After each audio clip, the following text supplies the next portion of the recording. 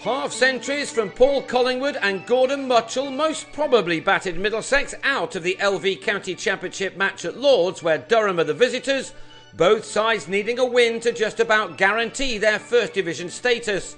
That in spite of Tim Murtagh bagging the fourth 10-wicket match haul of his career. Two early wickets on the third morning threatened to balance this game up. Phil Mustard nicked off to the ever-impressive Murtagh, who had now surpassed 50 championship wickets for the sixth season out of 7.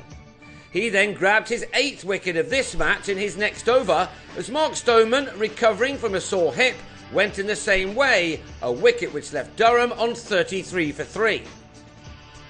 They'd started the day on 28 for 1 and now led by 134 runs, a handy lead but certainly not enough to feel overly comfortable.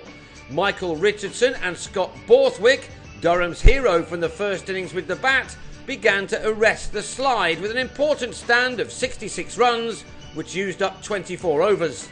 But both were out in the space of 3 balls. On 40, Richardson was bowled by Neil Dexter, before Borthwick was brilliantly held behind by John Simpson after adding 30 to his first innings' 176. At 99 for 5 and leading by 200, Durham were not out of the woods just yet, but they had 2 men in good form at the crease, in the form of Ben Stokes and Collingwood, and they started to put their side back on top in this crucial contest.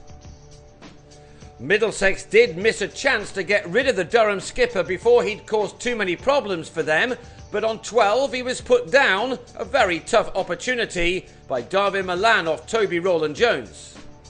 After a watchful start, Collingwood rarely missed a chance to score, and over after being spilled he pulled Stephen Finn for a 6. But the home team were still in this game when Rowland-Jones yorked Stokes, hitting him in front of his stumps to send the England man on his way for 15. Collingwood's outstanding 100 in the win over Nottinghamshire last week helped his side's battle against relegation enormously, and he was adding another fine knock here. Another pull off Finn brought him another maximum. He received some excellent support from Muchall, who was a very handy man to have coming in as low as number 8 in the order. He did ride his luck from time to time as the Middlesex attack failed to finish off the innings as they would have liked. This partnership was now taking the game away from them. A third 6 from Collingwood, this one off Ollie Rayner, took the batsman to his second 50 of this match. He needed 70 balls for this one. He was out for 58 after adding 79 runs with Muchall, a thin edge off Finn, enough to end another fine knock for the long-serving Durham man. But Muchall was still there, and this boundary, his 9th, took him to his half-century off 83 deliveries. In and out of the side this season, it was just the second time the 31-year-old had got this far this year, and the other time he converted it into a brilliant 100. How he would have loved to do that again here. He continued to hold Middlesex up with John Hastings, the Australian making 28 in another 50-run partnership, which had Durham 370 runs ahead and surely into the realms of safety. It was Murtagh who removed Hastings, Dexter with the catch in the covers as the bowler claimed his 5th fifer of another superb season. He now has 26 5-wicket hauls in his career and 2 in this game. Chris Rushworth offered an early chance but also showed that there is nothing for the Middlesex batsman to fear batting last on this pitch.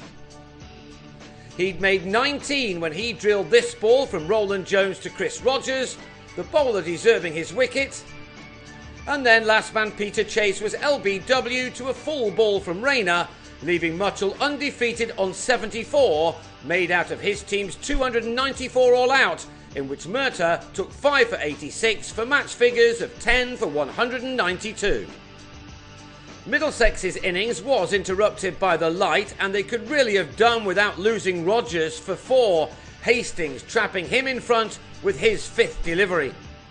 But Sam Robson did show some form, playing one pleasing shot after another one, as he saw out the day with Milan in making a runner ball 34. Robson did not earn a central contract from England, and so a match-winning innings on the last day here would be a very handy thing for him to do personally. Middlesex have been set 396 to win, and they go into the last day on 44 for 1, needing another 352. It will by no means be an easy chase, of course, and Durham remain favourites. Both sides will also no doubt be keeping an eye on events at Hove. If Lancashire can pull off a win there, the result of this game becomes all the more important. Don't forget that Middlesex finished their season with a game in Manchester.